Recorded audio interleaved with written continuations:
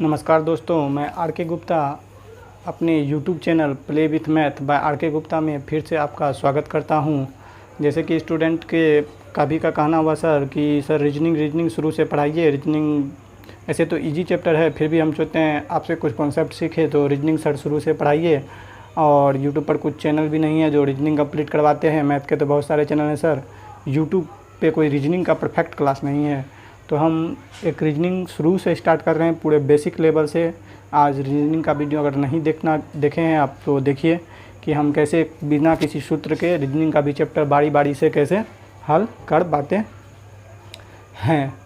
तो रीजनिंग का सबसे पहला चैप्टर जो है इम्पोर्टेंट है, वो है problem based on English alphabet, अर्थात हिंदी में अगर कहें तो अंग्रेजी वर्णमाला पर आधारित प्रश्न। तो इस प्रश्नों को आपको सॉल्व करने के लिए सबसे पहले आपको इन अल्फ़ाबेट में जितने भी हमारे 26 अल्फ़ाबेट हैं उसका प्लेस वैल्यू, अर्थात रोल नंबर ए 1 नंबर पे है, बी 2 नंबर पे है, एम 13 नंबर पे है, इस प्रकार आपको याद रहना चाहिए, तभी बनेगा। परंतु हम देखते हैं छात्रों को कि कुछ तो सर के मार के डर से या कुछ भी रट लेते हैं, कुछ तो ट्रिक लगा देते हैं, ई जो टी तो सिफी लोड एक्स, तमाम बुकों में दिया रहता है ये ट्रिक याद करना, परंतु वो लंबे समय तक लॉन्ग लाइफ आप याद नहीं कर पाते हैं और भूल जाते हैं। आज आपको हम इंग्लिश अल्फ़ाबेट को याद करने के लिए एक ऐसा बेस्ट तरीका बताएंगे, बेस्ट तरीका जो आप जीवन में कभी नहीं भूलेंगे। जब भी हम इंग्लिश अल्फ़ाबेट की बात करें तो कुछ एग्ज़ाम में लोग जाते हैं तो पहले रफ पेज में ए से जेड तक लिख देते हैं और उसका 1 पे 2 3 पे 4 लिख देते हैं। हालांकि वहाँ के सेंटर जितने भी जहाँ के रहते हैं, जहाँ पर सेंटर होता है, ये सख्त मनाही करते हैं कि आप ऐसा नहीं कर सकते हैं। इसीलिए आपको लिखने की कोई आवश्यकता नहीं, पता चलता है कभी प्रश्न ही नहीं आया। तो आपको अगर इंग्लिश अल्फ़ाबेट का प्लेस वैल्यू पूरा 100% याद हो तो आप रीजनिंग के बहुत सारे चैप्टर, सीरीज, नंबर, लेटर आराम से कर ले जा सकते हैं। तो आइए ज़्यादा आपका समय ना लेते हुए हम सबसे पहले रीजनिंग का first chapter problem based on English alphabet start करते हैं। तो हेडिंग दे दीजिएगा, हिंदी में भी हम लिख देते हैं अंग्रेजी। चूँकि राइटिंग या स्पेलिंग पे नहीं जाइएगा, हम मैथ के टीचर हैं, तो इसीलिए कोई राइटिंग में अगर या कोई स्पेलिंग में मिस्टेक हो तो प्लीज़ क्षमा करने की कोशिश करिएगा। तो अंग्रेजी वर्णमाला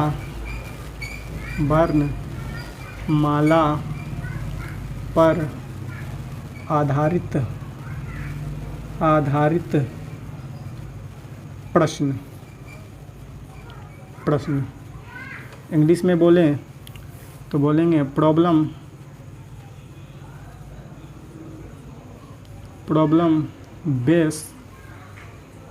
based on English alphabet. Problem based on English alphabet. तो ये चैप्टर जो है जैसा कि नाम से ही स्पष्ट है, problem based on English alphabet. तो अल्फ़ाबेट वैल्यू ए कितने नंबर पे है, बी कितने नंबर पे है, ये आपको 100% याद रहना चाहिए। आपको कोई ईजोटी फिजोटी फार्मूला नहीं लगाना है कि 5 के अंतराल पर होता है। कुछ स्टूडेंट ये याद कर लेते हैं ईजोटी टी वाई कि ये 5 हो गया, ये 10 हो गया, ये 15 हो गया, ये 20 हो गया, ये 25 हो गया। और एक होता है सिफी लोड एक्स,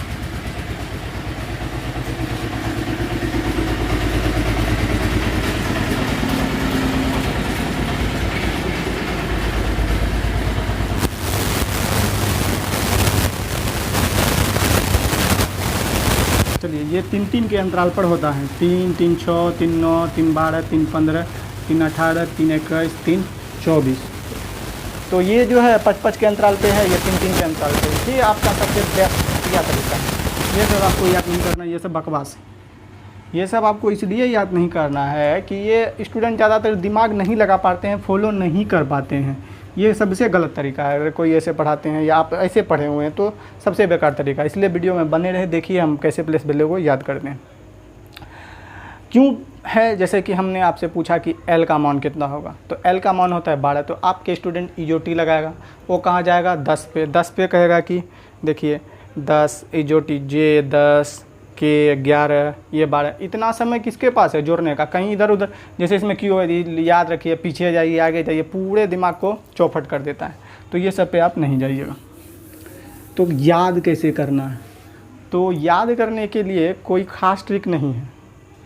ट्रिक ऐसा बनाया गया है जो आप एग्ज़ाम में अक्षर को देखें और आपको पता चल जाए। कि जैसे एक प्रश्न है, आपको हम एग्जाम्पल के जरिए समझाना चाहेंगे कि निकट दृष्टि दोष के निवारण के लिए किस लेंस का प्रयोग किया जाता है।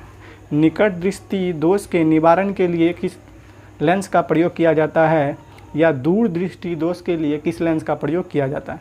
तो ऑप्शन जो होता है आपका, हालांकि अवतल लेंस एवं उत्तल लेंस ये दो ऑप्शन अवश्य होता है। तो एग्ज़ाम में तो जिसको कंठस्थ याद है वो तो ठीक है कि अगर निकट की बात कर रहा है कि निकट दृष्टि दोष तो उत्तल लेंस होगा, दूर दृष्टि दोष बोल रहा है तो अवतल लेंस होगा।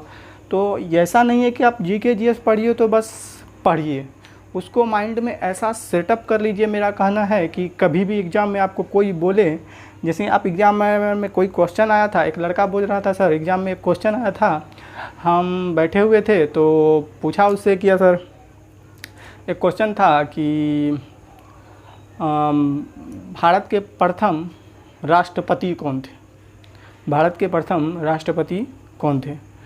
तो राष्ट्रपति प्रथम कौन थे, तो वो लड़का याद था कि भारत के प्रथम राष्ट्रपति है डॉक्टर राजेंद्र प्रसाद।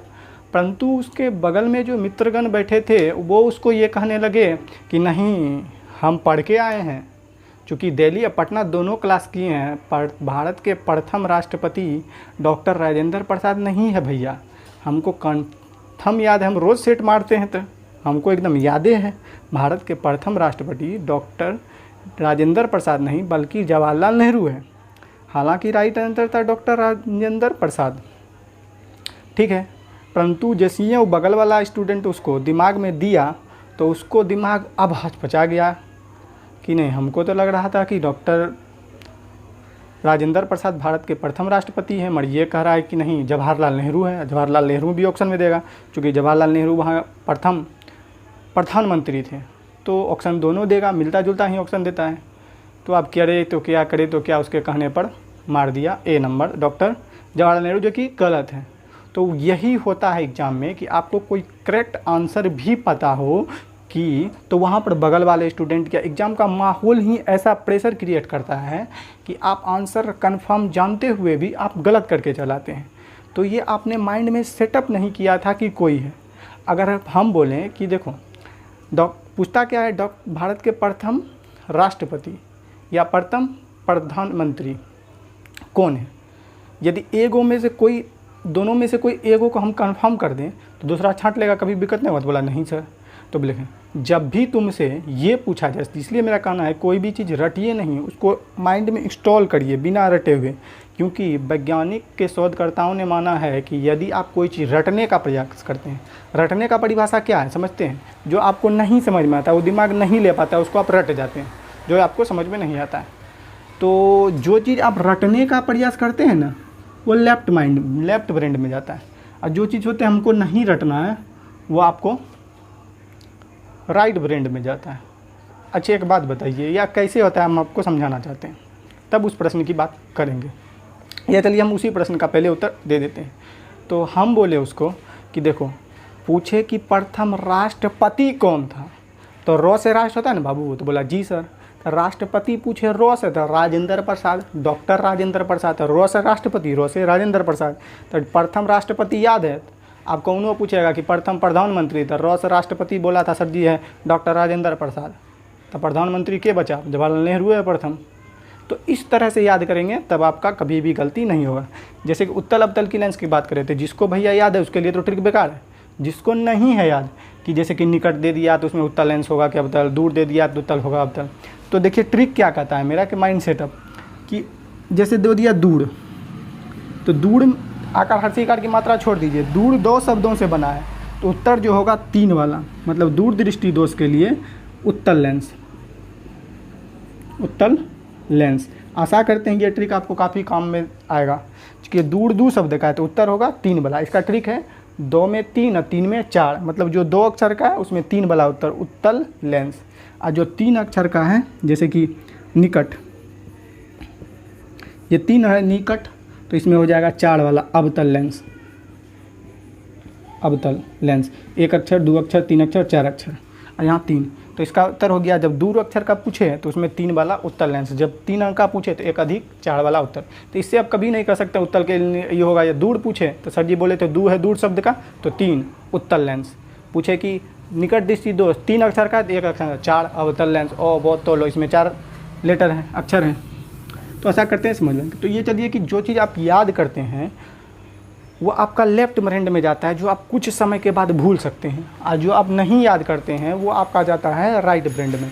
मान लीजिए जब किसी क्लास में 12th में पढ़ते होंगे और हम आपसे पूछे कि आपके क्लास की सबसे सुंदर लड़की कौन थी, या सबसे बोले तो अच्छा लड़का नहीं था, बैड क्वालिटी का लड़का था तो कौन था, तो आप देखिएगा अभी तुरंत वीडियो देख रहे होंगे तो आपके माइंड में चलेगा हाँ वो लड़की बहुत सुंदर थी, नहीं वो लड़का का नेचर बहुत, nature and signature be count be change, वो लड़का का नेचर बहुत ख़राब था। तो आप यहाँ पर कहिएगा कि सर आप लड़की को कभी याद नहीं करना चाहें, उस लड़का को कभी याद नहीं किए कि रोज़ रटे कि लड़की गंदी है लड़की अच्छा है, ये आपके माइंड में इंस्टॉल था, उसका तुरंत फिगर बन गया। तो यही आपका ब्रेन का गेम है। तो आप कोई चीज़ रटिए नहीं। यदि आप कोई कहता है कि हम उसको भुला देंगे, उस लड़की बेवफा निकली हम भुला देंगे, तो आप जब बोलते हैं भुला देंगे तो वो आपको और भी रिमेंबर होते जाता है। जैसे ये बोलते हैं आज से हम उसको नहीं नाम लेंगे, तो एक बार और याद किए, नहीं आज से हम नहीं पढ़ेंगे, तो एक बार और पढ़ेंगे, आज से वो लड़का का चर्चा नहीं करेंगे, फिर नाम ले लिए, आज से लड़की का नाम नहीं लेंगे, फिर नाम ले लिए। तो हमेशा कोई भी चीज़ रटिए नहीं, उसको रटिएगा तो लेफ्ट ब्रेन में जो चीज़ नहीं रटिएगा वही आपको याद होगा। क्या आपने कभी भी कोई फिल्म का कोई डायलॉग रटा? नहीं, फिर भी आपको याद है। तो इसीलिए 3 इडियट मूवी में भी एक बहुत अच्छा लाइन कहा है आमिर खान ने, है कि चाबुक के डर से सर्कस का शेर भी उछल के कुर्सी पर बैठना सीख जाता है, परंतु उसे वेल ट्रेंड कहते हैं, वेल एजुकेटेड नहीं कहते हैं। बहुत अच्छा बताया। यदि आप कहीं मार मार के पढ़ रहे हैं, नहीं समझ आ रहा है, टीचर मारे जा रहा है, बेइज्जत कर रहा है उठा के, तो आप कभी नहीं सीख पाया। हो सकता है कि आप याद कर दें, क्लास में ये हो जाए, मगर वो आपको लॉन्ग लाइफ नहीं चलेगा। इसीलिए बोल रहा है कि उस बोले थे लाइन कि आप समझ के पढ़िए, कामयाब होने के लिए नहीं पढ़िए, काबिल होने के लिए पढ़िए। ठीक, यदि आप कंपटीशन एक ऐसा अध्याय है या ऐसा एक चीज़ है, यदि आप इसको बेसिकली अच्छा डीप से चाहें तो आप नौकरी जॉब लगे या न लगे, आप कम से कम 9th-12th स्टूडेंट को बेसिक से बढ़िया से पढ़ा सकते हैं। इसीलिए जो भी चैप्टर पढ़ें कंप्लीट पढ़ें, कॉन्सेप्ट की बात करें कि सर क्यों हुआ, कैसे हुआ, और बारीकी से समझें। तो आइए आपका ज़्यादा समय ना लेते हुए हम चैप्टर स्टार्ट करते हैं कि अल्फ़ाबेट का वैल्यू कैसे याद करेंगे। तो जैसे कि हम ए तो हर कोई इंसान जानता है कि इसका 1 होता है प्लेस वैल्यू अर्थात रोल नंबर। बी का भी आप जानते हैं 2 होता है, सी का भी आप जानते हैं 2। अब प्रॉब्लम स्टार्ट होता है डी के बाद से, तो हम डी के बाद से ही ज़्यादा समय नहीं लेंगे, डी के बाद से ही देखेंगे। हालांकि डी का भी 4 होता है, आपको याद होगा। तो चलिए देखते हैं। तो जैसे ही हम डी बनाएं तो डी को आपको गौर से देखना है और घर पे प्रयास करना कि सर कैसे ड्रॉ किए थे। हम जैसे यहाँ पर कोई भी चित्रकारी करेंगे तो आपको सेम कॉपी पर करना है, तभी आप सीख पाइएगा, और आशा करिए कि आप ज़िंदगी में कभी नहीं भूलिएगा। तो जैसे हम डी लिख दिए यहाँ पर, तो ये आपको सिर्फ डी झलक रहा है, ठीक है। इसी में देखिए मैंने ड्रॉ किया, ये लकीर पहले से बना हुआ था और ये हल्का सा ये ड्रॉ कर दिया, तो डी का मान कितना हो गया 4। आपको यही देखना है कि डी में लोग अगर अलग स्टूडेंट के लिए आपको डी नज़र आएगा, मगर आपके लिए ये 4 नज़र आएगा। डी का वैल्यू कितना है 4। आइए ई की बात करें तो ई का मान होता है 5। तो ई कुछ इस प्रकार से लिखते हैं। अब ई में 5 कैसे बनेगा, तो देखिए ये वाला कंप्यूटर से ये मैंने हटा दिया, समझिएगा, और इसको यहाँ पे लगा दिया, यहाँ से हटाया और इसको ठेल के यहाँ कर दिया। तो ई कैसा झलक रहा है आपको देखने में? डिजिटल वॉच में पहले चलता था जो स्टेशनर पे लगा रहता है 5। तो ई का मान कितना है 5। कैसे बना कि ये यहाँ पर था ऐसे ई, और इसको यहाँ पर ठेल के यहाँ कर दिए, तो ई का प्लेस वैल्यू कितना बन गया 5। आइए अगले के बात करें। ई के बाद एफ का मान होता है 6। तो जैसे देखिए कि ये एफ है, आपको सिर्फ एफ है, मगर यदि ये हल्का से ऐसे ड्रॉ कर दिया जाए, हल्का सा ऐसे ड्रॉ कर दिया जाए, तो ये आपको क्या लगेगा 6 के समान। तो ये एफ भी है अलग स्टूडेंट के लिए, मगर आपके लिए क्या है 6 है। तो एफ जैसे ये देखेंगे तो हम समझेंगे, और नीचे से सर ड्रॉ किए थे, एफ का मान कितना है 6। चलिए अब जी की बात करें, आपका हो गया ABCDEFG। तो जी देखिए जैसे ही हम लिखें तो सिर्फ जी झलका रहा है, परंतु अगर ये गौर से देखें तो इसमें 7 है। यहाँ पर देखिए जहाँ हम डार्क कर रहे हैं तो ये आपका क्या झलक रहा है 7। तो कभी भूल ही नहीं सकते, इसमें इजोटी फिजोटी लगाने का क्या ज़रूरी है। जी देखें यहाँ पर 7 है, तो जी का वैल्यू कितना है 7। कहने का मतलब है कि आप जब कहीं गांव में मेला गए होंगे, हालांकि हम गांव से हैं, तो मेला गए होंगे तो वहाँ एक चित्र मिलता है, और चित्र रहता है वो डिजिटल जो भी चित्र होता होगा, और वो 2 भाग में डिवाइड रहता है। अगर आप गौर से उस चित्र को हल्का सा ऐसे ऐसे करके देखिएगा तो एक तरफ आपको शंकर जी और एक तरफ आपको पार्वती जी दिखाई देगा। तो सेम ट्रिक वही भी कहता है। अलग स्टूडेंट के लिए ये सिर्फ और सिर्फ क्या है जी है, मगर आपके लिए इसमें क्या है 7 है, शंकर जी भी है पार्वती जी भी है। आशा करते हैं आपको समझ में आएगा, इसलिए वीडियो को लाइक अवश्य करें ताकि हम भी वीडियो बनाने के लिए मोटिवेट हो और आपको ऐसे ही ऐसे अन्य ट्रिक जो हम जितने भी चीज़ जानते हैं आपको बता पाएँ। चलिए एच की बात करें तो एच ऐसे लिखते हैं, तो ये सिर्फ एच नहीं है, ये 8 है। कैसे देखिए, कुछ नहीं किया, डिजिटल वॉच में क्या नज़र आ रहा है। आज तक प्लेस का वैल्यू आज दिन से हम देखेंगे तो कितना करेंगे एच। तो सर जी बोले थे ऐसे, या नहीं कि हम यहाँ पर सलमान खान का चित्र बना रहे हैं ऐसे ड्रॉ करके आप गोविंदा का बना दीजिए, ऐसा नहीं करिए। जैसे ये एच बोले तो सर कैसे बनाए थे एच, हल्का सा ऐसे इधर कर दिए ऐसे इधर कर दिए, तो देखने में लगा 8 तरीका। एच का वैल्यू कितना होता है 8। आइए अगले प्रश्न की आई का वैल्यू बात करें तो आई का होता है 9। तो हम जल्दी से आई कैसे लिखते हैं, I love my country, I love my country. तो आई कुछ ऐसे लिखते हैं। तो आई देखने में कैसा सिंबल लग रहा है मैथमेटिकल में, मैथमेटिकल डिजिट में ये लग रहा है 9। तो आई का वैल्यू कितना होता है 9। या आप आई ऐसे भी लिखते हैं तो हल्का से इसको ऐसे कर दिया जाए तो ये आपको डार्क फिगर में 9 नज़र आएगा। और ये जे की बात करें तो जे का प्लेस वैल्यू होता है 10। तो जे जैसे हम लिखे तो हमेशा आदत रहता है एक बिंदा देने का, जे जैसे लिखे तो हमेशा एक आदत रहता है बिंदा देने का। तो जे का वैल्यू 10 कैसे होता है तो देखिएगा, याद कैसे रखेंगे, ये तो यहाँ पर 1 समझेंगे और ये बिंदा जो यहाँ उठा के बड़ा कर देंगे। तो जे का वैल्यू कितना हो गया 10। कैसे कि जे ऐसे करते हैं, यही बिंदु यहाँ बड़ा हो गया तो ये मिलके कितना हो गया जे का वैल्यू 10। तो याद रखेंगे जे का प्लेस वैल्यू 10 होता है। आइए आप के की बात करें, के का होता है 11। तो ये के है। तो देखिए के जो है वो 2 को 1 को तोड़ के बना है। कैसे बना ये याद कैसे रखेंगे, 1 को 1 हम ऐसे लिख दिए और 1 को 1 जो है इसको बीच से तोड़ के और ऐसे करके इसको इसमें सटा दिए। तो जानते हैं 2 को 1 से बना है, इसलिए ये क्या है 11। 1 सदा है, 1 को 2 तोड़ के बीच से मचका के तब लगा दिए। तो के का वैल्यू कितना हो गया 11। समझ पाए होंगे। आइए अगले प्रश्न की बात करें, एल 12 होता है। तो एल का शेप कुछ हम ऐसे लिखते हैं। तो ये इसको 12 बनाना है तो कैसे बनाएंगे, तो आइए देखिए, हम कुछ नहीं करते हैं, हल्का सा इसको ऐसे करते हैं। तो आप देख रहे होंगे ये मैथमेटिकल डिजिट में 2 नज़र आ रहा है। आप कहिएगा क्या सर एल का मान 2 होता है। तो आप कंपटीशन के छात्र हैं, आपको इतना सा तो माइंड होगा कि ABCD जब हम बचपन से पढ़ते आ रहे हैं तो क्या होता है ABCD तुरंत एल नहीं, बी तो जानते हैं बी का मान 2 होता है तो एल 2 नहीं हो सकता है। तो ये 2 है तो यहाँ 1 लगा देंगे तो एल का मान कितना हो जाएगा 12। चलिए एम की बात करें तो एम ये है, एम का प्लेस वैल्यू होता है 13। ये बहुत ईजी है। यदि हम एम को ऐसे लिख दें हल्का सा प्रकार के तो ये एम कुछ ऐसे नजर आए, इसको घुमा दिए ऐसे तो एम कुछ इस प्रकार से नजर आएगा। तो आप मैथमेटिकल डिजिट में बात करें तो आपको ये 3 लग रहा होगा। तो फिर पूछेंगे क्या सर 3 होता है, तो बोलेंगे आपके पास इतना तो दिमाग है कि m जो है ABCD के तो शुरू में आता है, नहीं बीच में कहीं आता है, 3 पे तो C आता है। तो m का मान कितना है 13। ये 13 नज़र आ रहा होगा, ये m है, m को उल्टा है 3 के जैसे लग रहा है तो 13। यहाँ भी हम w का भी बात कर लें, w का 13 होता है। तो w हम कुछ ऐसे लिखते हैं। यदि w को ऐसे लिख दिया जाए ठीक है तो फिर 3 नज़र आ रहा है, परंतु इसका 23 होता है यहाँ 2 लगेगा और इसका 13 होता है यहाँ ही। तो हम बोलेंगे सर दोनों तो 3, ये भी 3 की तरह लग रहा है, ये भी 3 की तरह लग रहा है, कौन 23 होगा और कौन 13 होगा। तो हमको ये बताइए आपका W लेटर जो होता है वो ABCD के कहीं बीच में होता है या अंत में होता है? तो आपका जवाब होगा कि सर W तो XYW ये तो लास्ट में होता है। तो लास्ट में जो भी लेटर होता है आपका वो 2 पे होता है, मतलब 2 पर।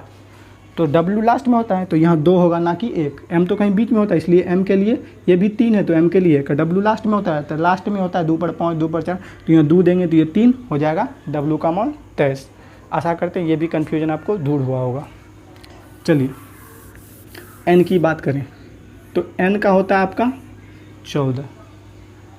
अब देखिए N का 2 तरह से याद रखिए, या तो रोमन में ये समझिए हो गया आपका 1 और ये हो गया 4 बराबर 1 ये 4 14, ठीक है। या नहीं तो आप ऐसे समझ सकते हैं, ये N है तो आप इसको 1 मान लीजिए और यहाँ पर हल्का सा ड्रॉ करिए और इसको हल्का 4 बना दीजिए, तो M का वैल्यू कितना हो गया 14। इसी प्रकार चलिए O की बात करें तो O पे कोई खास से बनता नहीं, आपको यूज होते होते याद हो जाएगा। तो ऐसे अगर बनाना चाहें तो O कुछ इस प्रकार का ऐसे बनता है 15, मगर O पे कोई खास डिजाइन बनता नहीं है, इसलिए O याद रखिए 15। P की बात करें, P इंपॉर्टेंट है, आपको यूज होते होते प्रैक्टिस जो है ना करते करते आपको हर अल्फ़ाबेट याद हो जाए। हालांकि आपको याद होगा M कितना होता है 13, कहते हैं कि 3 के जैसा है। W कितना होता है 23, लास्ट में है ना 3 के जैसे है तो 23। H कैसा होता है, तो H डिजिटल वॉच में तुरंत बना देंगे सर जी 8 होता है। आइए P जो है, P का प्लस वैल्यू होता है 16। तो जैसे यहाँ पर देखिए ये P है, इसको 16 कैसे नज़र आएगा, तो देखिए हल्का सा ये अगर ड्रॉ कर दिया जाए तो आपको ये ऊपर वाला शेप कैसा लगता होगा 6 की तरह। तो 6 तक इसका प्लस वैल्यू होगा नहीं। यदि हम यहाँ पर 2 लेटर लिख दें, यहाँ G, यहाँ H, यहाँ F, यहाँ L, तो इसमें 6 किसका आता है, तो ये H जो है सर बताए थे यहाँ पर, तो देखिए इसका हो जाएगा 8, आपके माइंड में जा रहा होगा। G सर जी यहाँ बताए थे ये 7 होता है, ये कभी नहीं होगा। L सर जी ये 2 है, ये ऐसे कर देंगे तो 12 हो जाएगा। F का 6 होता है सर, ऐसे करके बताए थे कि सर ऐसे करके हल्का ऐसे कर दें तो F 6 झलकेगा, तो ये तो 6 होगा नहीं, F तो 6 होता है, तो यहाँ ये कितना हो जाएगा 16। तो P का मान कितना होता है 16। आइए Q की बात करें कि Q का प्लस वैल्यू कितना होता है, तो Q का जो मान होता है वो 17 होता है। देखिए कैसे याद करते हैं, तो Q कुछ इस प्रकार से लिखते हैं हम लोग, ठीक। तो देखिएगा यहाँ पर जो आपका शेप बन रहा है ये 7 का शेप बन रहा है, 7 का शेप बन रहा है, थोड़ा ज़्यादा हो गया, ये 7 का शेप बन रहा है। और हल्का ये लकीर कर दे तो 17, क्योंकि G होता है 7 तो ये 7 होगा नहीं, तो Q का मान कितना होता है 17। आइए R की बात करें, तो R का प्लस वैल्यू होता है 18। तो R को आप 2 तरह से याद रख सकते हैं, या तो 18 बोलते हैं जैसे हम हिंदी में, तो रो का उच्चारण होता है, रो का अंग्रेजी क्या होता है आड़, तो 18 रो से होता है तो रो का अंग्रेजी आड़। या आप ऐसे भी याद करते, 1 0 उधर से है, इसको ऐसे हल्का समझे तो ये 8, तो 8 तो H होता है, तो ये कितना हो जाएगा 18। आइए S की बात करें कि S तो 19 होता है। देखिए जैसे हम S लिखें तो सिर्फ S नहीं है, ये 9 है, इसको यदि यहाँ से हल्का ड्रॉ कर दिया जाए तो ये आपको 9 का कुछ शेप लगेगा, और इधर 1 दे दिया जाए तो L का मान कितना होता है, S का मान 19। कैसे था, ऐसे लिखते हैं S, तो हल्का ये ड्रॉ कर दे 9 बन जाएगा, तो 9 चूँकि I का होता है ऐसे लिखते हैं I, तो ये कितना हो जाएगा 19। आइए 20 बहुत ईजी है 20 का भी, तो 20 का प्लस वैल्यू होता है आपका, सॉरी T का होता है आपका 20। ये बहुत ईजी है, कैसे याद रखेंगे, तो T for 2020 cricket, T for 2020 biscuit भी देखा होगे, ठीक है। तो T फॉर 20 होता ही है दरअसल, ऐसे भी याद कर सकते, T फॉर जैसे F फॉर 4, उसके बाद T फॉर 20 में ना, तो T का प्लस वैल्यू कितना हुआ 20। आइए U भी आप याद कर लीजिए कि U भी होता है 21 22, U भी ये हो जाएगा 21, ये हो जाएगा 22, ये दोनों याद कर लिए, U भी दोनों एक जैसा है, U भी का हम याद कर लिए कितना 21 22। W का हम बता का है 3 के जैसा है, लास्ट में है तो 23 होगा। X का भी आप याद करिए, लास्ट का है 24, Y याद करने का ज़रूरी नहीं है, लास्ट में 25, Z भी याद करने का ज़रूरी नहीं है 26। तो चलिए एक बार हम रिकॉल करते हैं, रिवाइज करते हैं कि आपको समझ में आया होगा या नहीं। तो जैसा हम पूछते हैं, आप माइंड में सेटअप करिएगा वीडियो देखकर कि सर यहाँ याद आया, और याद आए तो प्लीज़ वीडियो पे लाइक करें और कमेंट करें कि सर हमको आपका वीडियो बहुत पसंद आ रहा है, और हमको ऐसे ही वीडियो बनाइए ताकि हमें मैथ में और रीजनिंग में दोनों फील्ड में मजबूत हो पाए।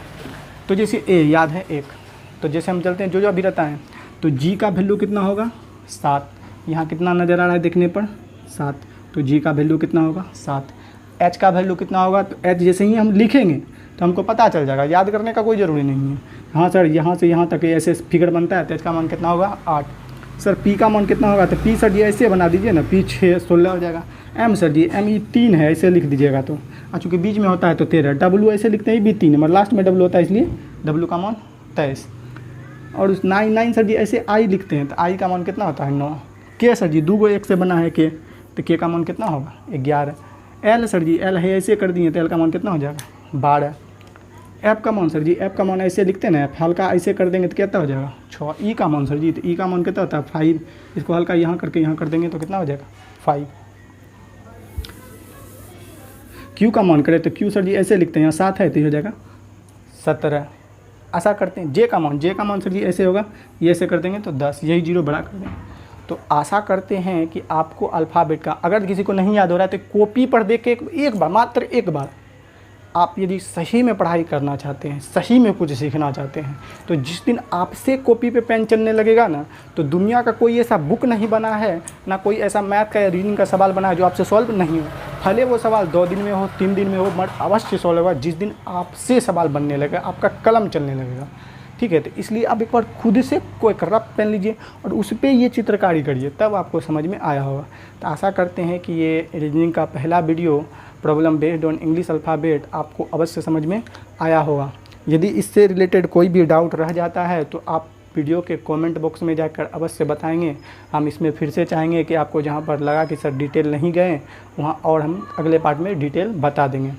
और इसके बाद हम अपोजिट लेटर जो होता है वो भी कैसे हम इसी ट्रिक के माध्यम से, अपोजिट लेटर की ए का अपोजिट जेड होता है, ठीक है, एल का अपोजिट होता है ओ, ठीक है, एच का अपोजिट होता है एस, ये सब कैसे याद रखेंगे बिना किसी भी सूत्र लगाए या ट्रिक लगाए, माइंडली याद कैसे करेंगे, एकदम लंबे समय तक कैसे याद करेंगे, तो अगले वीडियो में हम यही लाएंगे। तो आशा करते हैं आपको वीडियो समझ आया होगा। तो प्लीज़ वीडियो को लाइक करें तथा शेयर ज़रूर करें और सब्सक्राइब करें और ज़्यादा से ज़्यादा वीडियो को वॉच करें और बेल आइकन ज़रूर दबा दें कि जैसे ही नया वीडियो आए रीजनिंग, मैथ या कुछ चीज़ से रिलेटेड, तो आपको तुरंत नोटिफिकेशन मिल जाए। वीडियो को देखने के लिए आपका बहुत बहुत धन्यवाद।